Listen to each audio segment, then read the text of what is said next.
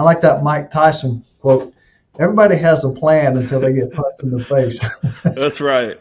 I feel like being an entrepreneur, you get punched in the face on a daily.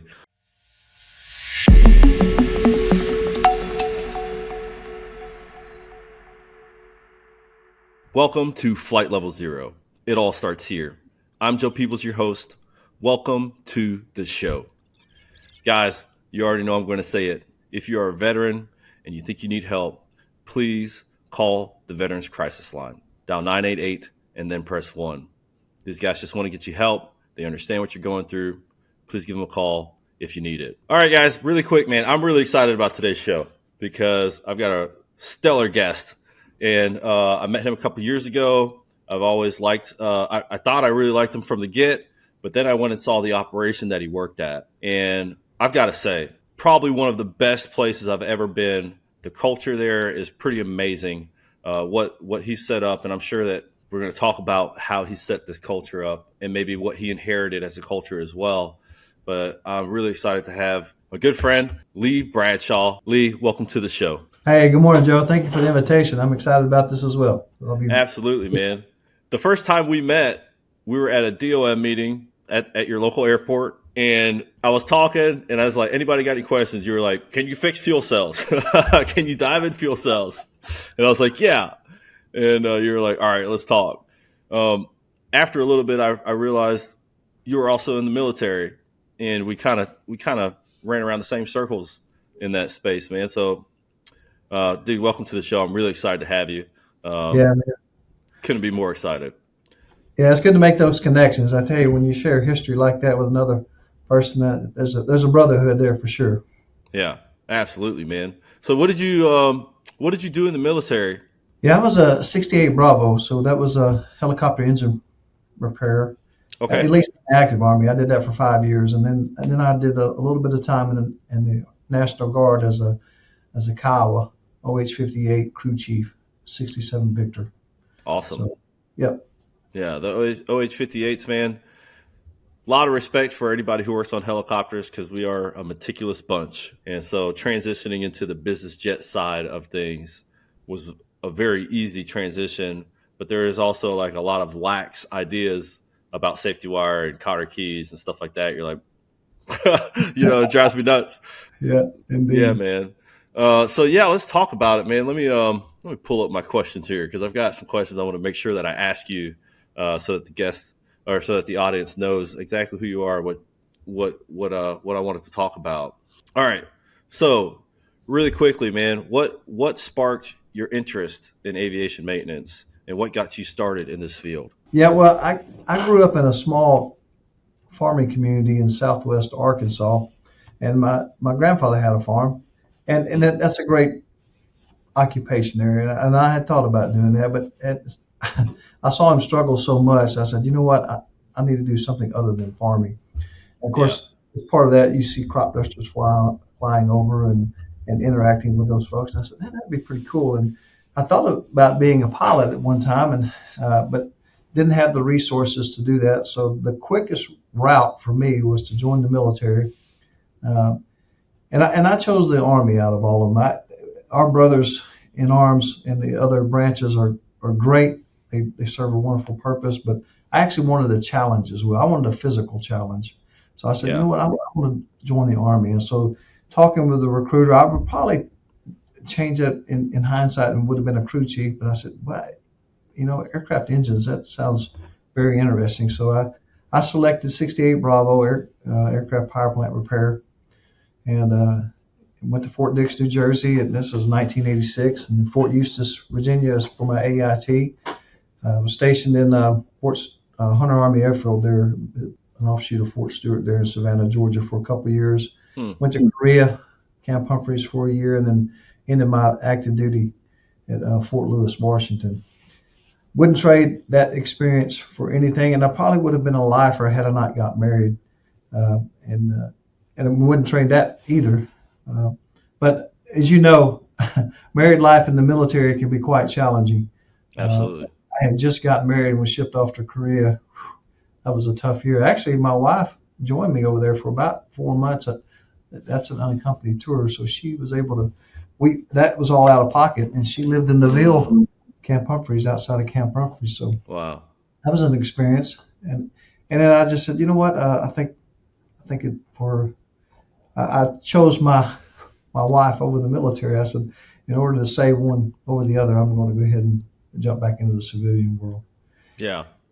That's So, amazing. yeah, that was and I was able to circle back around and get my private pilot's license. But had I to do it over again, I probably would have gone through the warrant officer program through the Army. I just learned about that, ironically, toward the tail end of my military career, and by then I'd already made the decision to step out. Yeah. You know, I went through the same thing. I was like at year 5.5, and I was like, somebody was like, you can be a warrant. And I was like, oh, really? And then they're like, well, yeah, you can be a warrant, but you've got to sign up for another 6 years. And I Yeah, was like, ain't no way in hell. Not yeah, doing it. And in hindsight, I wish I would have, yeah, because I would have loved to have been a pilot at this point in my life. yes, So I never actually got my license. Thinking about doing my sports license this year, and then if I have time or can get my medical through, I'll yeah. go for my private pilots. But It's very beneficial. It helps. It enhances your ability to. You have a greater respect for them. We kind of poo-poo pilots a little bit, and we still do. My son's actually a commercial pilot. He flies for a corporate operator here on this field, and interesting. he and we have a lot of fun razzing each other.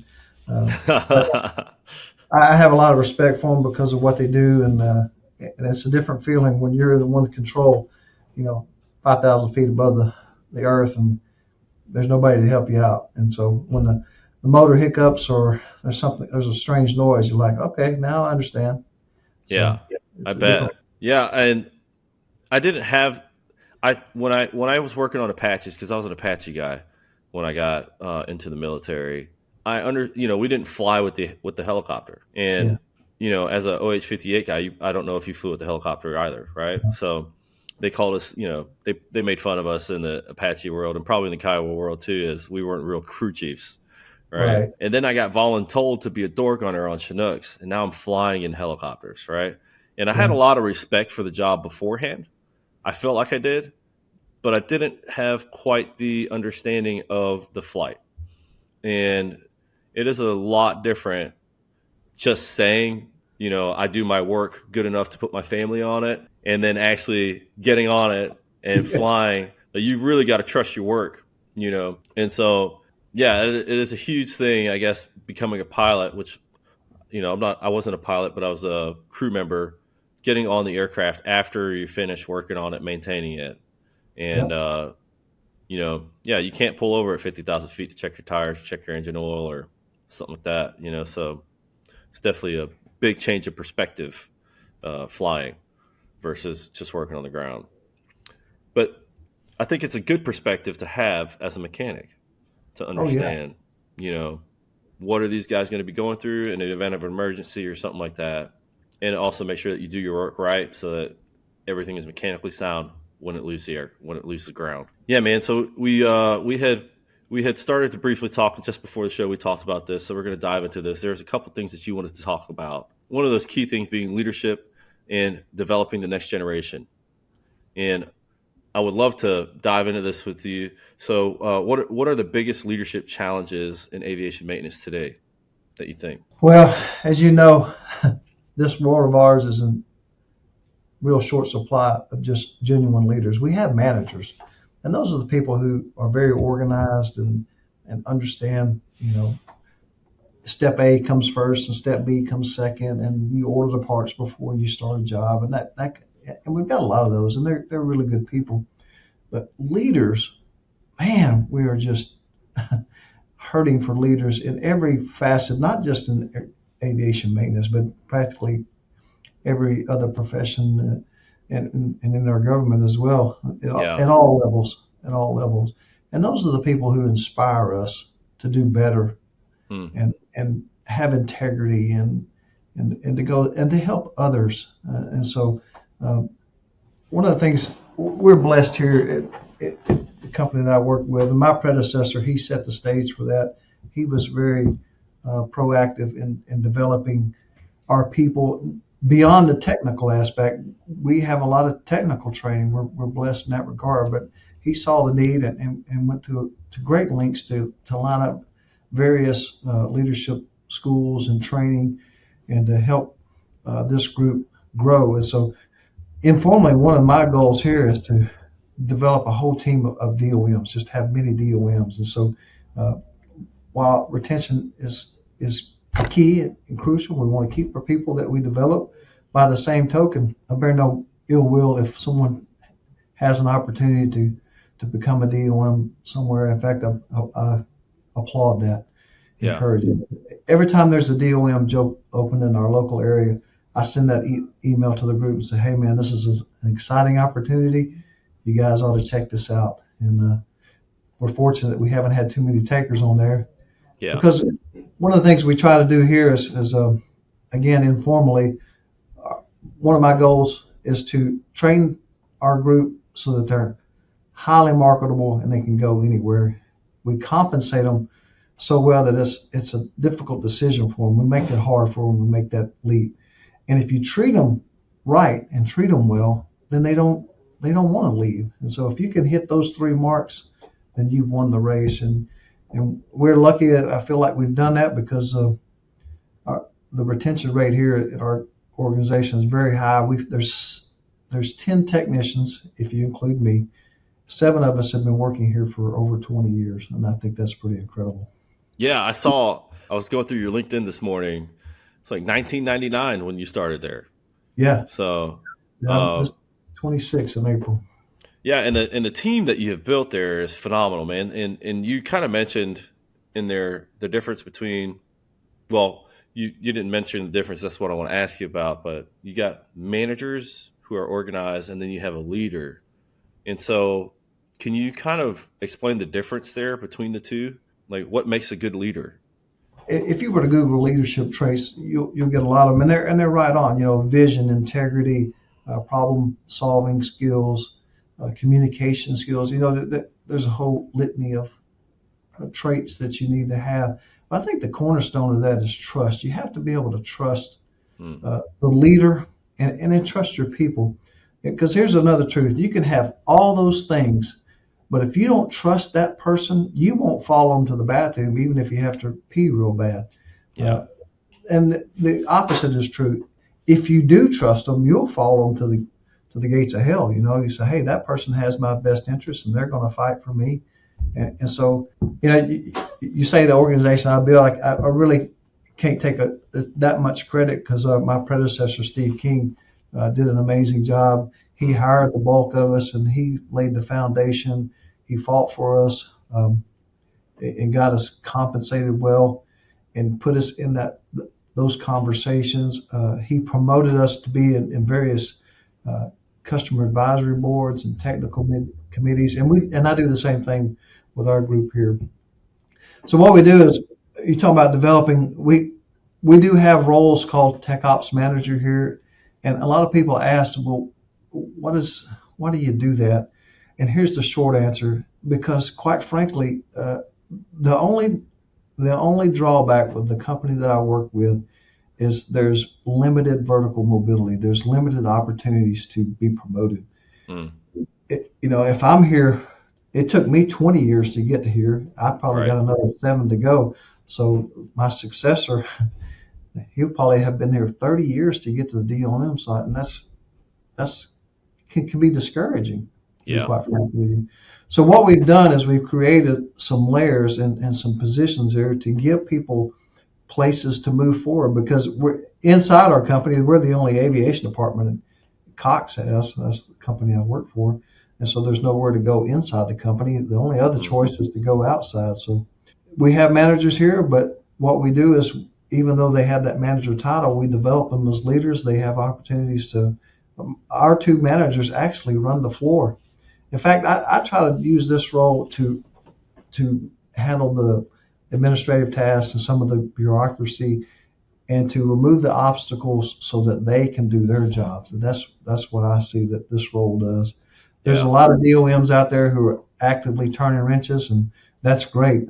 I kind of miss that, to be quite frank with you. But I think for the size of our organization, it's better that I be hands-on with the facility, manage the training, do all the invoicing and the quoting and personnel development so that those guys can focus solely on returning aircraft to service. Yeah. I don't know if I answered your question or not. If I didn't, please No, that's all right. give me some I more. think it was a good answer. I think that you kind of nailed it on the head. Was the biggest keystone of leadership is trust Yeah. from the individuals that you're leading. One of the other things that we do is we give them opportunities. So all of our technicians at some point will manage an away visit. We do the majority of our work maintenance in-house as much as we can, but obviously we're not equipped for everything. And quite frankly, it's not cost effective sometimes because we don't have the manpower and run 24-hour shifts. And it's more effective to send it away. And there's service bulletins and modifications that obviously we don't do. So anyway, what we'll do is we'll tap and ask every one of our technicians to manage that project. So that's a leadership component, and we'll mentor them and coach them and walk them through that and let them, talk them through it, inputting the aircraft and the debrief afterwards and how to review the invoices and things like that. But that gives them ownership. They actually manage a plane. We assign them a plane. Everybody gets a plane a year, and then Yeah. I think there's one floater. But we rotate that through the group so that every one of them will manage all of our fleet at some point or another, and that gives them ownership as well. And so, and then there's times where myself and our tech ops managers will all be away, and we'll say, "Hey, you're the guy who's running the floor. You got it. Yeah. Call us if you need us." And they take it as a challenge not to call us if they can. If they do, that's okay. Yeah. And they do a wonderful job at it, and we rotate that through the group. So you give them leadership opportunities for sure. Yeah. I think that within leadership, you can be taught you can get taught book knowledge as much as you want, but until you're put your feet to the fire and actually are challenged to do it, you're not really going to learn. And I think that part of a leader, or an important part of leadership, is training other people to lead, training people how to be able to make decisions and have them understand why those decisions are made. Because your first time you're going to do something, it's like a video I watched yesterday. This guy went to go, he's like, I'm going to do 100 push-ups a day. And he'd never done a push-up. And the first push-up sucked. He couldn't do it. And then the second one, he gave up, because it was a change in his body, something that he wasn't used to. But after a couple of weeks, he's able to knock out 10. And then after a couple of weeks, he had to learn that discipline. It's a really big challenge for his physical, but same in the mental and in leadership. It's you've got to learn by diving into it. You have other people like yourself and your other managers assisting when needed, but it's like watching your kid climb a tree. You're probably going to fall out, like my son does, right? He's probably going to fall out, but he's going to learn, okay, I can't grab a small little twig. I've got to grab a nice sturdy twig to climb up, and they're not going to learn that until they try it. I like that. I like that Mike Tyson quote. Everybody has a plan until they get punched in the face. That's right.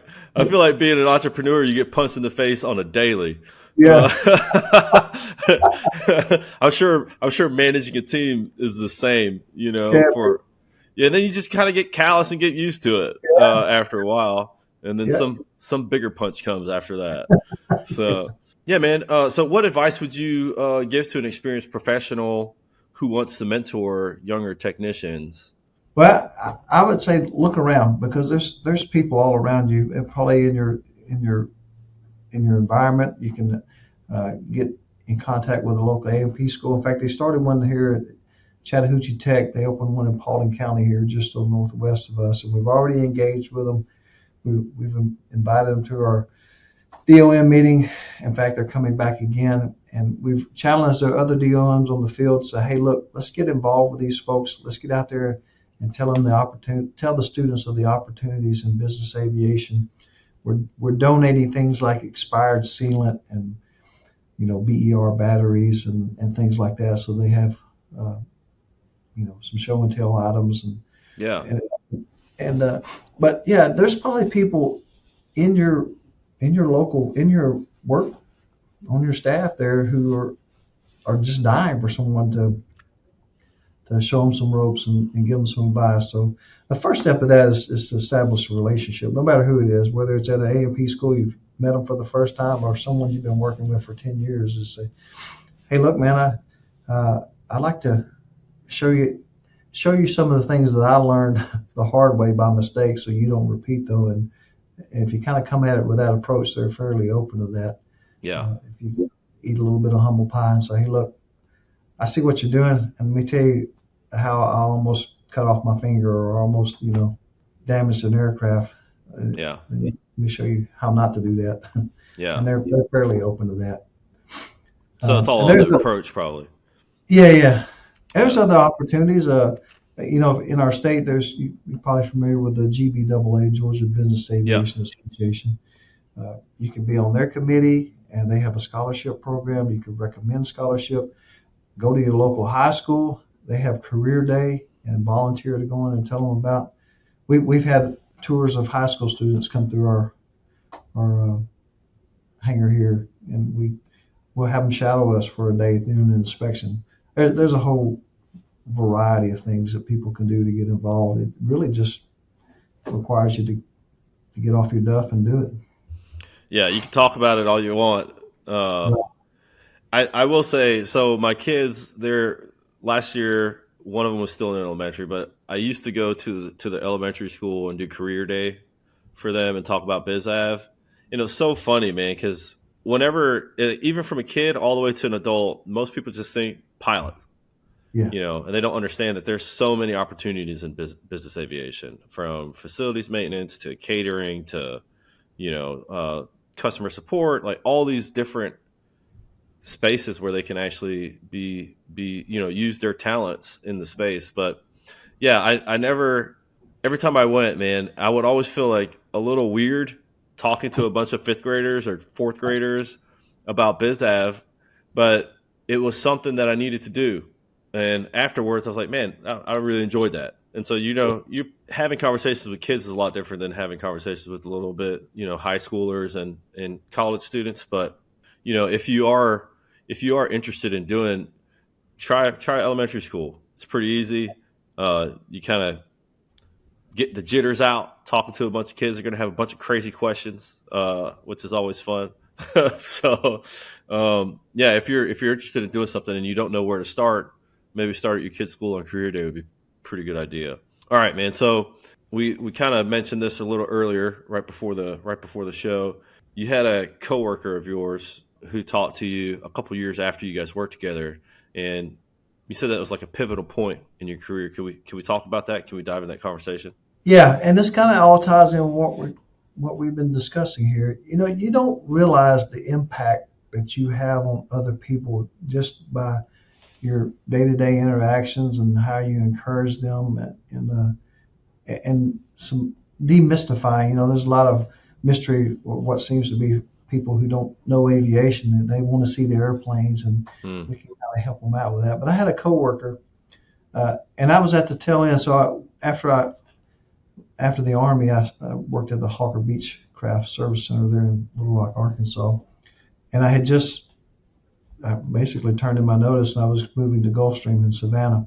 But I was the crew lead, and there was a young man on my crew, and we were going to get ready to do an engine run. So at that time, the crew chiefs were the only ones who could do engine run. And I just turned to him and I said, hey, man, I want you to do the engine run. I'm going to sit in the seat right here, but I'm going to read the checklist to you instead of you doing it for me. And I think you have a lot of potential here, and we're just going to let you do this engine run. So fast forward about 7 years later, of course, I'm in this role here, and he had moved on to a DOM position for a company based in Greenville, South Carolina. And he come back to me, he said, that day you let me do that engine run was an eye-opener for me, because everybody else had always told me you can't do that, or you should wait, or you need more experience. But you took a chance on me and let me performing. And it was, just a basic. We didn't do anything fancy other than start and leak check the oil filter. Yeah. But nobody ever done that for him before, and let him take the controls. And Yeah. so that was for me an epiphany as well, because I said, wait, just a little push, just a little encouragement or trust in a person, and you can really change the direction. So the same thing with kids. You talk about elementary schools; they may not know anything about aviation, or certainly about aviation maintenance. Yeah. And just go in there and say, hey, look, this is the opportunity here, and if you like problem solving and working with your hands, and this may be a field for you. So I took a great deal of encouragement from that, and I try to be, a positive influence on people and encouraging. And I think it's that's one of those things we talked about earlier.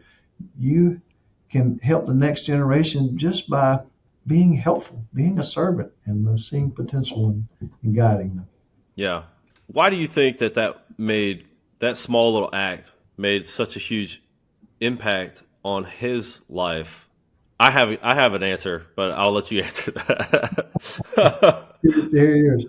Well, so often we it's certainly in a service center, and of course you're in the AOG business. The thing is to get it back to service, and there's some truth to that. That's we want to be efficient with our time, and we don't want to waste the customer's money, and let's get it back in the service as quickly as we can, because we've got another plane right behind that, probably 3 or 4 more Yeah. that have we got to get on that. And I wasn't trying to be wasteful of the customer's money, but we had an opportunity there, and we did it just as fast as maybe I could have done it a little bit faster, but we took our time. We talked through the steps about just starting an engine and what to look for, and we invested that time in that individual. And I don't think anybody had ever done that before Yeah. with him. They'd always say, "Well, we don't have time," and that's the message we send out a lot of time, even with our kids and our family and some of our coworkers. I don't have time to waste with you, and that's a poor message. I think we should Right. turn that around and be, um, seek those opportunities where it can work both. We can do both. Yeah. I think, like you were saying earlier, that guy kind of felt like, man, we're just busy. Those guys know what they're doing. I don't have time to learn how to do this. These guys are going to be a lot more efficient. They're going to be a lot more proficient. And then you were like, hey, man, I want you to run it.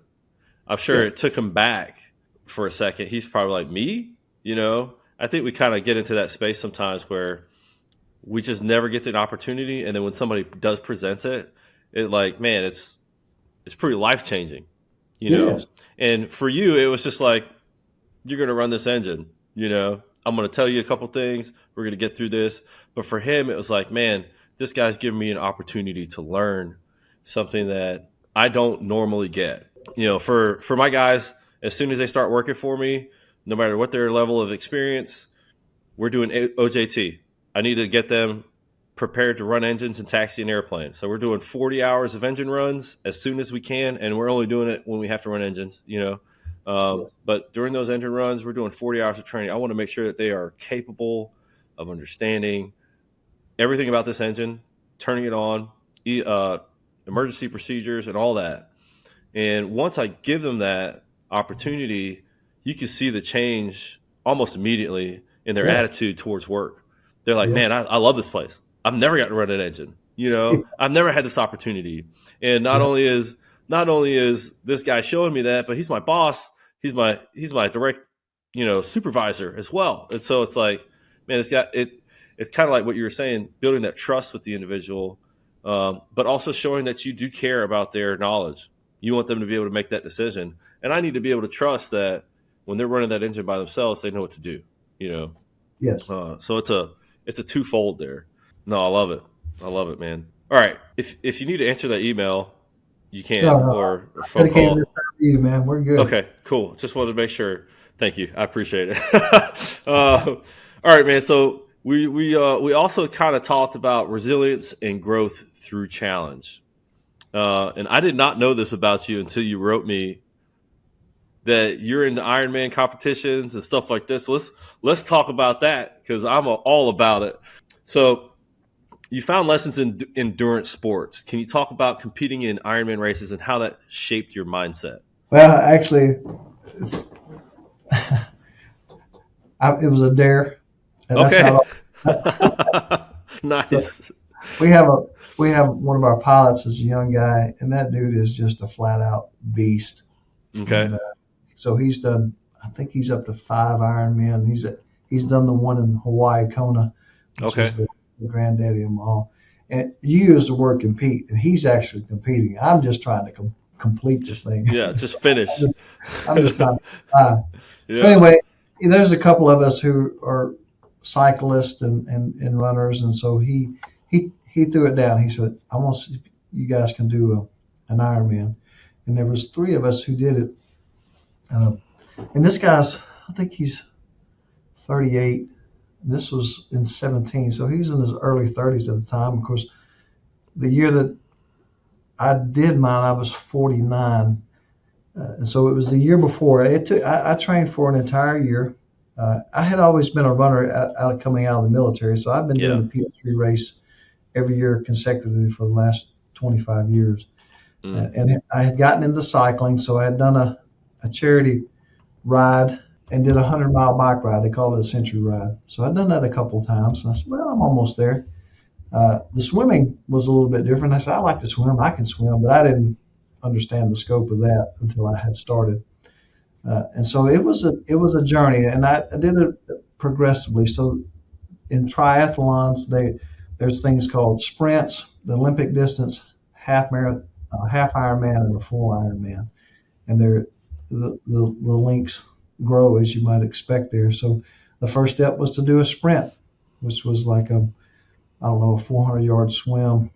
I think it was a 8-mile bike ride and or 5 mile and a 2-mile run, something like that. Yeah. And you just start progressively getting better at that. The swim part was still difficult to me, and it took me a while before I could get my rhythm on that.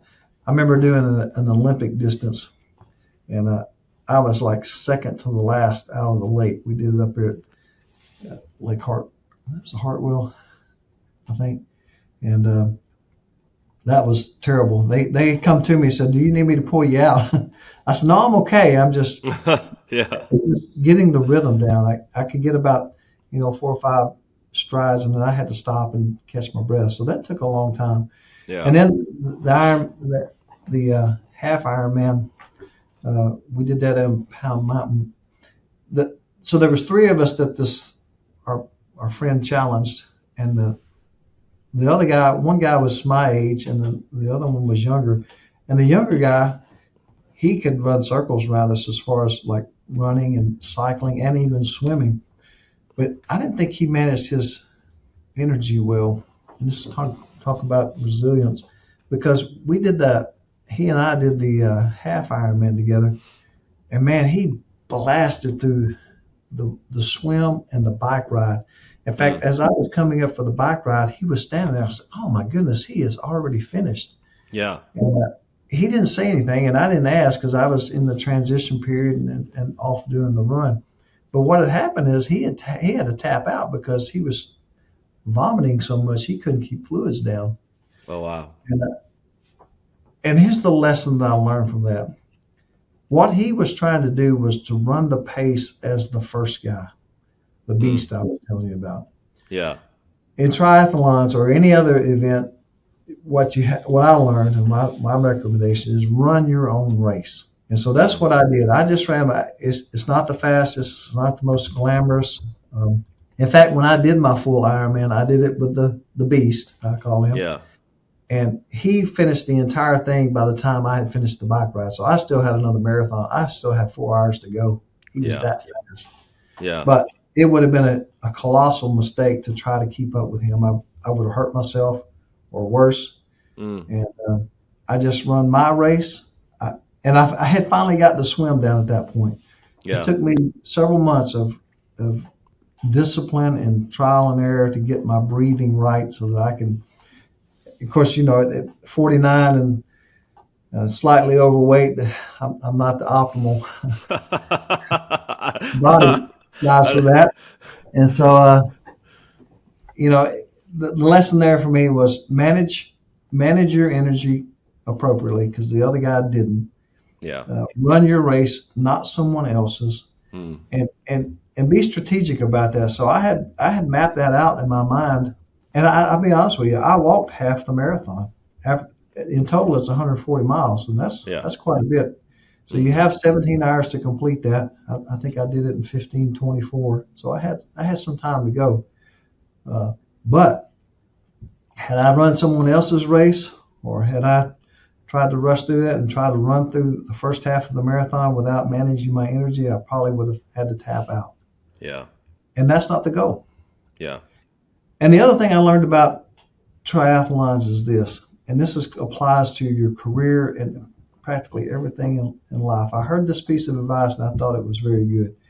He said, "There's some times where you're just winded and you need to stop, or you need to eat." That's the other thing on triathlons. You need to Mm. eat as you're going, but don't just sit there. Be moving. You can eat and walk at the same time, or you can eat and ride. Uh, keep moving forward everywhere. You're tempted just to sit there and lay about, and that's the wrong thing to do. You want to keep moving forward in your career, in the physical activities, in your marriage and relationships, and people. And so that's one of the things in the back of my mind is my motto: just keep moving forward, one step, Yeah. and then a step after that. Yeah. When you do that, eventually you'll get to the finish line. No, I love it. A lot of times you're in a stagnant career and you feel like, where am I? What am I doing? Why am Yes. I here? But the key is to keep on trying to figure it out. Don't stop. Yeah. Something's going to happen. You're going to get where you're trying to get inevitably. You're not going to die. What's the worst that can happen, right?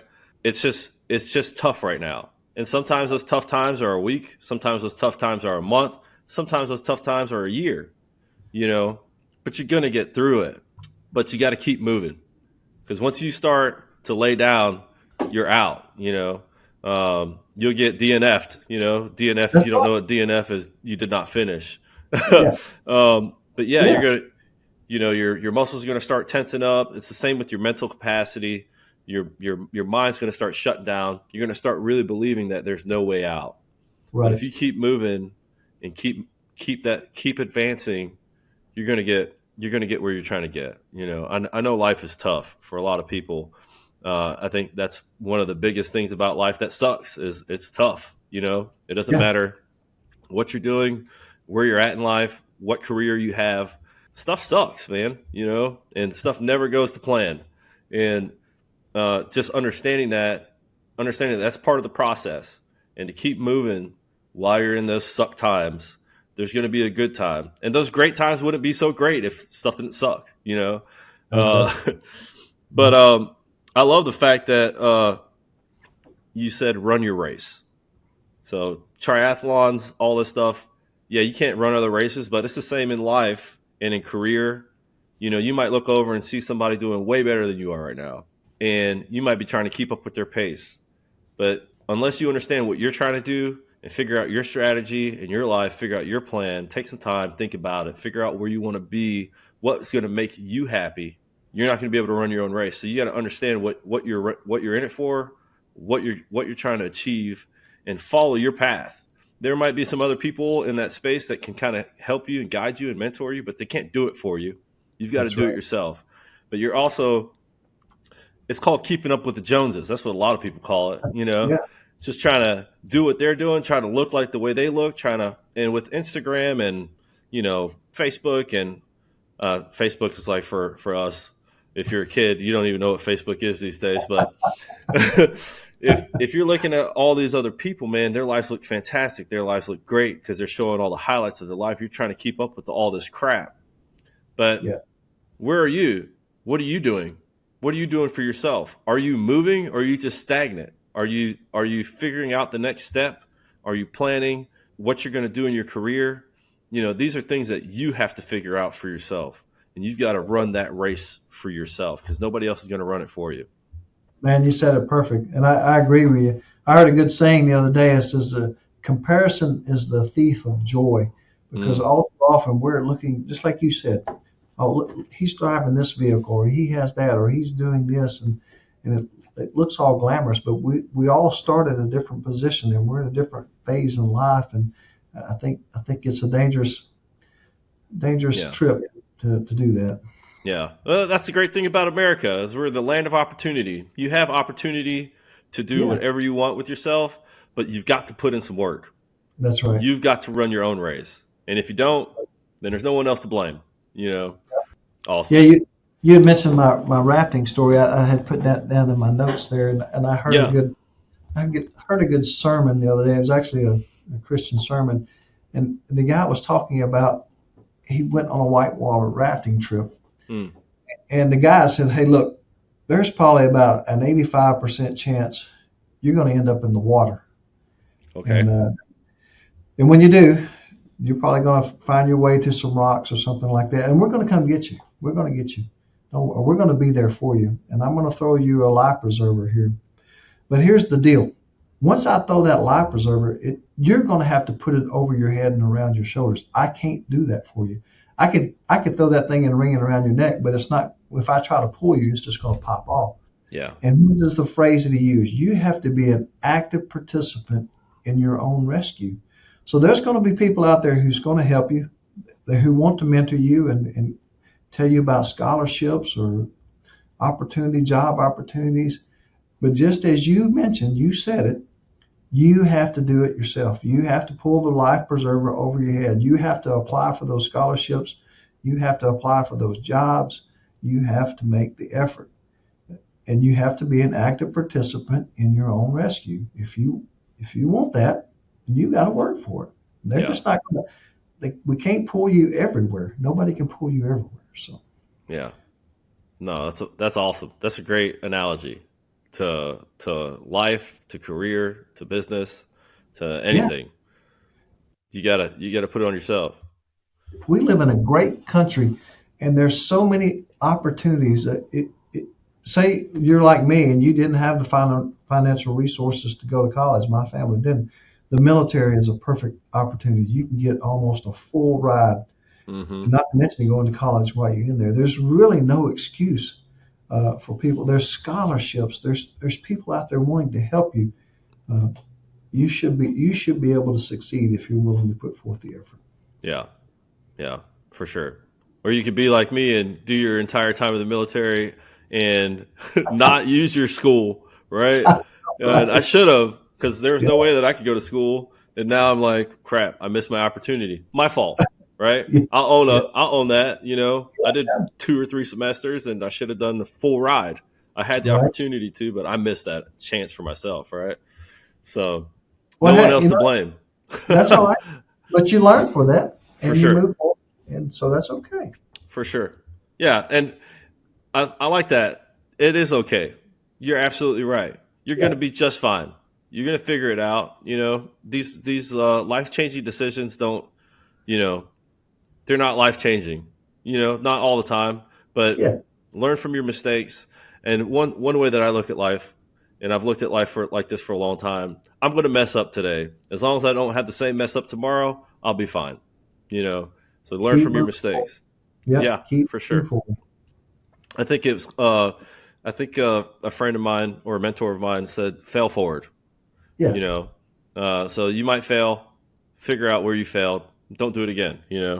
Or try your best not to, anyways.